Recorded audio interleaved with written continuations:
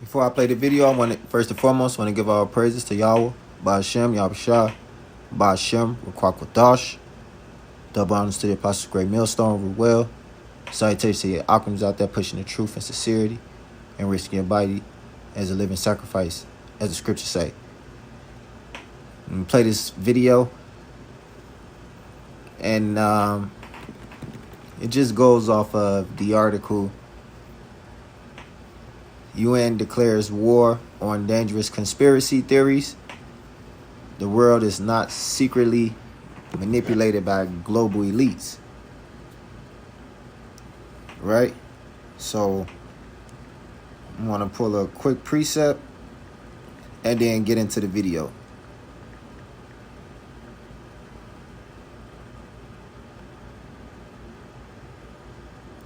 So Psalms 83:1. Keep not thou silence, O God, hold not thy peace, and be not still, O God. For lo, thy enemies make atonement, and they that hate thee have lifted up the head. They have taken crafty counsel against thy people, and consulted against thy hidden ones. So that was it. I just wanted to go in on the crafty counsel. And without any further ado, let me just go to the video. Hope this be edifying to the hopeful elect. The United Nations has declared war on conspiracy theories, describing the rise of conspiracy thinking as worrying and dangerous, and providing the public with a toolkit to pre-bunk and debunk anybody who dares to suggest that world governments are anything but completely honest, upstanding, and transparent. The UN also warns that George Soros, the Rothschilds, and the State of Israel must not be linked to any alleged conspiracies.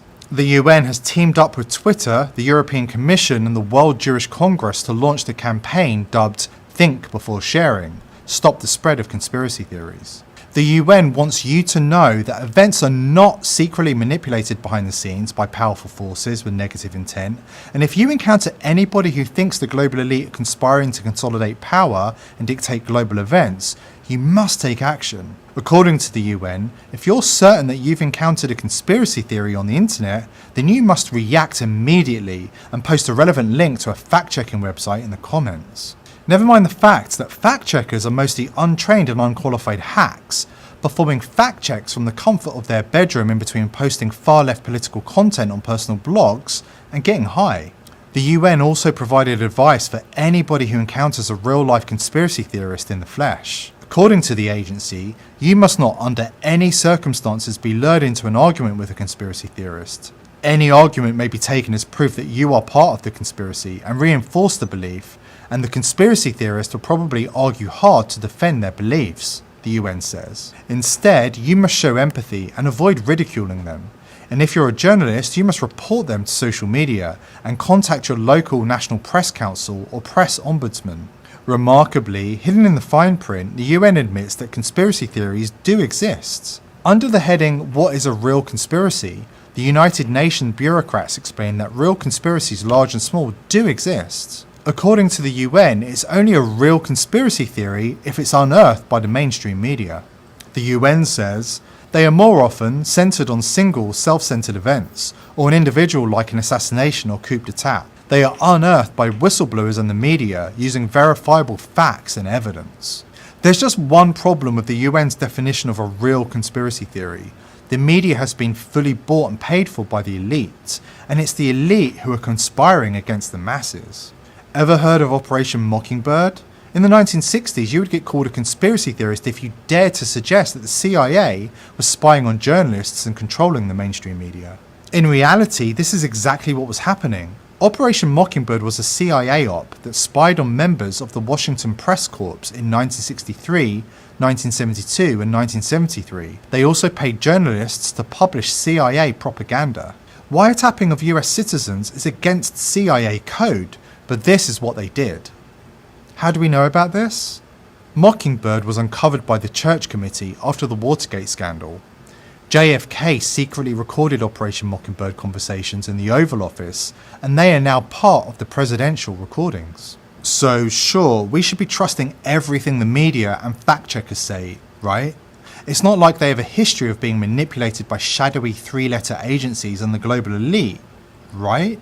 But that was the 60s and 70s, and everything has gotten so much worse since then. In 2013, Obama signed legislation that repealed the US Information and Educational Exchange Acts of 1948, also known as the Smith-Mundt Act.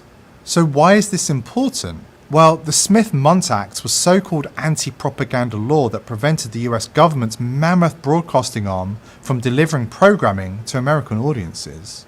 But on July 2nd, 2013, Obama quietly and deceitfully changed the law, meaning that the US government and the CIA could legally propagandize US citizens. Strangely, the mainstream media doesn't like to acknowledge this fact. But it suits government agencies and the United Nations down to the ground. Of course, they'll tell you to place blind trust in the mainstream media and fact checkers, regardless of how many times they get proved wrong time and time again. Hunter Biden's laptop from hell, anyone? It took the media more than a year to admit that it was real. For a whole year, the media was telling us that the laptop story was Russian disinformation, and fact checkers were censoring social media, scrubbing it clean of any trace of the laptop from hell story, for fear that it would damage Joe Biden's presidential run.